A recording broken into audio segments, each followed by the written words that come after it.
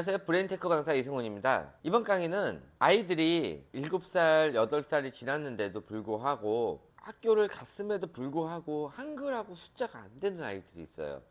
일반적인 아이들은 시키지 않아도 그냥 유치원이나 어린이집 이런 데 노출만 시켜줘도 기본적인 한글이나 또 숫자를 알고 가요. 그런데 이게 안 되는 아이들이 있어요. 그것에 대해서 말씀드리도록 할게요. 제가 언어 능력하고 수리 능력 같은 경우 그런 거 같은 경우 학교에 갈 때쯤 돼가지고 아이가 한다라고 얘기를 했어요. 근데 원래는 일반적으로 다 못해야 정상이에요. 안 시켰으면. 근데 요즘 같이 이렇게 노출이 많은 상태에서는 제가 왜 시키지 말라고 하면은 아이들이 그게 주워 들은 걸로 되거든요. 그러니까 하지 말라고 하는 거예요. 그런데도 불구하고 안 되는 아이들이 있어요. 이런 아이들 같은 경우는 이 운의 능력 중에 직관력이라고 있어요. 어떤 것을 보고 그것을 판단해서 카피하는 능력, 또 그거를 판단하는 능력, 이런 것들인데 이런 것들이 굉장히 떨어지는 아이들이에요. 그러니까는 운의 능력조차도 많이 떨어지는 아이들이에요. 어머니가 아이 편하게 해준다고 그냥 놀린 건 좋아요. 그런데 놀리면서 운해를 향상시켜 줘야 하는 그런 것들을 해줬어야 되는데 그것마저도 안 해준 아이들이에요. 그러니까는 이 아이는 운의 능력도 떨어지고 운의 능력에서 제일 중요한 직관력과 카피 능력이 떨어지는 아이예요. 그리고 마찬가지 자뇌의 능력도 많이 떨어지는 아이예요. 대신 뭐 이렇게 떨어졌다고 아이가 뇌질환이 걸리는 상태는 아니긴 하지만은 아이가 학교 갈 때까지 어머니가 아이를 위해서 특별한 재능에 관련된 그런 것들을 안 해준 상태예요. 그러니까는 아이가 그 많은 노출이 있었는데도 불구하고 아이가 모르는 거예요. 자, 그게 첫 번째 이유예요. 그러면 두 번째 이유는 뭐냐? 아이는 엄마한테 받은 DNA에 의해서 어떤 아이는 우뇌 쪽이 더 많이 발달할 수도 있고 어떤 아이는 좌뇌가 많이 발달할 수도 있어요. 엄마가 의사, 아빠가 의사라고 해서 아이가 좌뇌형으로 태어난다는 보장은 없어요. 엄마가 의사, 아빠가 의사면은 집안 분위기상 아이는 나도 의사가 되겠다라는 게 자동으로 먹여져요. 그래서 엄마가 서울대, 아빠가 서울대면은 나도 의뢰 서울대를 가야 되겠다는 이런 스스로의 압박감은 없어요. 당연히 나도 가야 되겠다. 당연히 나도 공부를 해야 되겠다. 이런 것들을 그냥 태어나서 당연히 먹어요. 그런 건 있어요. 그런데 엄마, 아빠가 뭐 별다른 그런 게 없어. 그러면은 이 아이 같은 경우는 태어났을 때 뭐 운해형으로 태어날 수도 있고 잔해형으로 태어날 수도 있는데 잔해형이라고 이게 아이들이 언어 능력, 수리 능력, 그다음에 단순 암기 능력이 뛰어난다는 보장도 없어요. 그리고 이 아이가 운해형으로 태어났다고 미술적 능력, 음악적 능력 이런 것들이 확 또 뛰어났다는 보장이 없어. 그러니까는 뭐 특별한 재능이 없을 수도 있어요. 그냥 기본적인 운해형 스타일, 기본적인 잔해형 스타일을 가져가는 거야. 기본 성격이. 그런데 어쨌든 운해형이든 잔해형이든 간에 아이가 이 언어 능력과 이 수리 능력은 약할 수가 있단 말이에요. 그러면은 언어 능력이 약했을 때 아이한테 이 조기 교육을 시켰잖아요. 그랬을 때 이 조기 교육의 종류가 뭐냐면은 24개월 이전에 책 육아. 그러니까 우리 제가 말하는 책 육아는 뭐냐면은 아이가 태어나자마자 책을 무슨 학습지를 통해 가지고 또는 책장사를 통해서 벌써 한 200권 이상 돌려놨다. 그러니까 100권에서 200권을 아이가 볼 수 없는 레벨의 책까지 해가지고 싹 돌려놨어. 근데 뭐 책장사들은 아이가 볼 수 있는 거라고 얘기하겠죠. 어쨌든 간에 아이가 한글을 못 읽는데 그 필요 이상의 책을 싹 돌려놨고 아이를 위한 장난감을 안 놔두고 온통 교구로만 놔두고 기역, 니은, 디귿, 리을, A, B, C, D 이런 글씨 교구로만 집안 배치를 해놔서 그걸 24개월 동안 유지를 했다. 이것을 제가 보통 책 육아라고 얘기를 하는 거예요.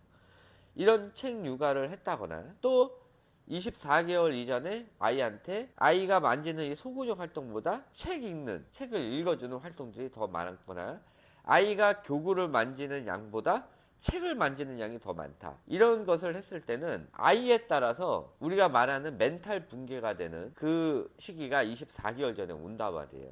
책을 만지는 게 왜 위험하냐면은 책을 만짐으로 인해 가지고 모든 오감 자극을 책으로 다 풀어버릴 수가 있어요. 그러면은 아이들이 다른 거를 못 만지게 되게 되거든요. 그러면은 아이는 태어나서 이 교구는 별로 관심이 없어. 그러면은 아이가 만질 수 있는 소근육 활동에 대한 많은 놀이 장난감들이 있어야 되는데 그게 집에 없으면은 모든 감각 추구를 책으로 하려고 하고 책으로 하다 보면은 아이가 이 인지력이 떨어지면서 문제 현상들이 일어나게 돼요. 언어에 관련된 거를 향상을 시키려다가 뇌에 전체적인 문제 성향으로 인해 가지고 아이들이 언어 지연이 와버리게 되는 거예요. 또 이런 감각 추구를 모두 책을 하다 보니까는 유사 자폐 증상이 일어나게 돼요. 이게 괜히 하는 소리가 아니라 실질적으로 지금 일어나고 있는 일이에요. 예전 코로나 이전에 없었던 그런 것들이 지금 현재 일어나는 일 중에 하나예요. 자, 어쨌든 간에 그거는 건너뛰고요. 자, 아이를 36개월부터 또 시작을 했어. 근데 이 아이가 언어에 관련된 뇌가 약한 거야. 원래부터 좀 약해. 그러면은 이 아이한테 뭐 책 육아를 했던, 또 영어를 강제로 한다고 지금 하는 우리 모국어랑 영어를 동시 이중국어를 했다든지, 또 그거를 바꿔치기 해가지고 영어를 모국어로 만들어놨어. 우리나라에서 영어를 모국어로 만드는 이 작업하는 거는 진짜 정신이 나간 거예요. 이건 절대 하지 말아야 될 것 중에 하나예요. 가끔 유튜버들 중에서 그거 하라는 사람 있죠? 어차피 그게 또 잘 먹히고 조회수가 잘 나오거든. 그러니까 그 방법을 쓰는 거야. 이 조기 교육 권장하는 애들도 이 방법을 써요. 그러면 또 그럴싸하고, 한국어는 나중에 얘가 한국이니까 다 한다고, 그런 방식의 영업 방식으로 쓰는 거예요. 근데 이게 위험한 게 뭐냐면은 아이가 언어 능력이 딸리잖아요. 그러면은 영어를 모국어로 만들어놨을 때 이 아이는 한국어를 못할 가능성이 굉장히 많아요. 실질적으로 지금 있는 일이에요. 그래서 이 아이는 영어는 하되 한국어를 못 해버려. 그러니까는 결국은 학교에 가가지고 한국어를 못 읽어서 학교 수업을 못 해버리는 그런 상황이 와요. 얘는 언어가 하나밖에 안 되는 아이야. 이게 제가 괜히 하는 소리가 아니라 지금 우리나라 사람들이 대체적으로 영어를 못해요. 그 일찍부터 안 해서 그거는 상관이 없어. 일찍부터 못한 거는 발음이 안 좋을 뿐이지 늦게 시작을 해도 상관이 없어요. 발음이 안 좋을 뿐이지 영어를 할 수가 있단 말이에요. 발음이 안 좋을 뿐이지 일본어든 중국어든 다 할 수가 있어요. 일찍 시키려는 거는 발음 때문에 그런 거예요. 그 외의 것은 뭐 40대 이전에 하시더라도 시간이 좀 걸리겠지만은 제2외국어가 가능해요. 한국어를 망치지 않은 상태에서 가능하단 말이에요. 그런데 어린 유아 시기에 언어 능력이 딸린 이런 아이들한테 잘못 모국어를 선정을 했거나 이중국어를 잘못 시키게 되면은 이도 저도 아닌 아이가 되고, 오히려 모국어도 떨어지고 제2외국어도 시원치 않은 상태가 되고, 그걸로 인해 가지고 좀 문제가 될 수도 있어요. 근데 스피킹만 시키면 상관이 없어. 스피킹만 시키면은 그닥 문제가 안 되는데, 유아 시기에 리딩 라이팅이 들어가고 문법이 들어가는 순간 아이들이 그때부터 뇌질환이 걸리는 거예요. 그래서 제가 조기 영어 하지 말라는 게 우리나라에서 조기 영어 하지 말라는 거예요. 저는 외국에 사시는 한인 어머님들한테도 전화가 와요. 그러면 그쪽에는 제가 시키라고 해요. 오히려 그쪽 언어를 모국어로 만들고 우리나라에 있는 한국어를 제2외국어로 만들라고 얘기를 해요. 그러니까는 그쪽 입장에서 보면은 이게 국어가 되는 거 아니에요. 그거를 유지를 하라고 그래요. 한국에 올 거 아니면은 한국어를 포기하라고 그러고, 한국에 자주 왔다 갔다 할 거면은 기본적으로 쓰는 방식이 집 안에서는 한국어, 집 밖에서는 그 나라 말을 쓰는 거예요. 그 방식을 이용해요. 그러면은 우리나라에서 이중 국어를 갖고 싶으면은 그 방식으로 쓰는 게 제일 좋아요. 집 안에서는 뭐를 써요? 집 안에서는 뭐 영어로 조금 쓰다가 밖에 나가면은 무조건 다 한국말로 쓰게 해야 돼요. 그래야 아이가 사회성이 늘어나요. 그렇게 해서 두 개를 가지면은 상관이 없어요. 근데 걔 중에 언어 능력이 딸린 아이들은 집 밖에서도 영어를 쓰려고 하겠지. 그럼 망한 거야, 이거는. 어쨌든 간에 이 언어 능력이 딸린 아이들한테 일찍 한글을 가르치고 또 일찍 한글 읽기를 시키려고 하는 행위 자체가 아이한테는 부담감이 될 수가 있어요. 그래서 이렇게 한번 하다가, 어린 시기에 한번 하다가 실패한 아이들, 이런 아이들이 다시는 한글을 안 하려고 하는 현상이 일어나요. 또는 언어 능력이 원래 좀 딸렸다가 어렸을 때 뭐 영어나 이런 것들이 들어가다가 아이가 언어에 대한 스트레스 작용으로 학교를 갔음에도 불구하고 그런 거에 대해서 스스로 거부 반응을 느끼는 아이들이 있고요. 마지막으로 아이 자체가 언어 지능이 굉장히 낮기 때문에 이런 아이들 보면은 리딩, 라이팅 빼고도 평소에 말하는 게 그닥 시원치 않게 잘 얘기하지 못해요. 그러니까는 말하기 듣기 자체도 별로 좋지가 않은 아이들, 이런 아이들은 읽기 쓰기도 별로 좋지가 않아요. 평상시 말하는 게 7살에서 지금 학교 감에도 불구하고도 말을 조리 있게 잘 못하고 말도 잘 못하고 주로 때를 많이 쓰고 요구하는 게 좀 많은 아이들, 요런 아이들 같은 경우는 학교에 가서도 한글 읽기 쓰기를 할 때 잘 받아들이지 못해요. 그러니까 원래 자뇌형인데 언어 능력이 뛰어난 아이들이 있잖아요. 얘네들은 강제로라도 읽기 쓰기가 가능해요. 또 우뇌형 아이들 중에 직관력이 뛰어난 아이들, 보고 카피하는 능력이 뛰어난 아이들은 학습을 안 시켰는데도 불구하고 지가 어디서 주워 들은 걸로 한글을 떼는 아이들이 있고요. 또는 우뇌 능력이 뛰어나서 자기 거 우뇌를 발달시키다 보니까는 이론적 지식이 필요해서 스스로 책을 관련 분야에 대한 걸 보다가 스스로 떼는 경우가 있어요. 이게 보통 일반적인 현상이에요. 그런데 아까 얘기했지만은 아이가 우뇌 활동도 그닥 잘하는 게 없어. 어머니가 아이를 편하게 해준다고 그냥 풀어준 거야. 단순히 풀어준 그것만 하다 보니까는 아이가 우뇌가 발달을 안 한 거야. 다시 얘기하지만은 아이가 특별한 재능이 없고 뭐 만들기 그리기를 하기는 하는데 잘하는 게 아니야. 또 특별한 직관력과 모방 능력도 없고, 그렇다고 자네 능력이 그닥 뛰어난 아이는 아닌 거예요. 어머님이 착각하고 계시는 게, 제가 7살, 8살 때까지 자네 공부를 안 시키라고 그러면은 우뇌 공부도 안 시켜버려. 그건 아니에요. 우뇌 만들기, 그리기 이런 거에 포커스를 맞추고, 그런 걸 포커스에 맞추려고 하면은 일단은 아이가 우뇌를 만지기 전까지는 집에 책이 아예 없어야 돼요. 왜냐면은 좌뇌형 아이들은 책이 10권을 있다고 하더라도 그 책에 관심을 보이게 되거든. 그러면은 우뇌를 스스로 봉인시킬 가능성이 굉장히 많아요. 그래서 36개월 이전에는 아이들 뇌 타입이 결정되기 전까지는 집에 책이 한 권도 없어야 아이가 그나마 우뇌가 정상 발달할 수가 있어요. 좌뇌형 아이인데도 불구하고 지금 저한테 상담하는 어머니들처럼 우뇌가 정상 발달을 할 수가 있는 거예요. 그러다가 한 5세, 6세 되면은 우뇌 자뇌를 같이 써요. 좌뇌형 아이들은. 그래서 그림을 보면은 좀 디테일적인 그림을 잘 그린 아이들은 기본 성향이 좌뇌형 성향이고요. 그림을 그리는데 풍경화, 공상화를 주로 그리는 아이들은 우뇌형 타입이에요. 그래서 보통 그림을 보면은 아이들 알 수 있고요. 장난감이나 퍼즐을 만지는데 또 레고를 만지는데 큰 거를 만지면서 좀 크게 만들려고 하는 아이들은 우뇌형 타입. 레고 블록이나 퍼즐 이런 거를 주로 자그마한 거를 고집하는 아이들은 좌뇌형 타입이에요. 그래서 이 우뇌 학습을 시키면서도 아이가 기본 베이스가 우뇌형 타입인지 좌뇌형 타입인지 알 수가 있어요. 그러니까는 굳이 책 공부를 안 하더라도 이 우뇌만 가지고, 우뇌형 학습만 가지고, 우뇌형 교육만 가지고도 아이가 기본 타입이 뭔지를 알고 기본적으로 우뇌 학습만 가지고도 아이 스스로 좌뇌를 발달시켜요. 그렇게 되는 거예요. 그래서 이런 책 육아나 이런 걸 굳이 할 필요 없고요.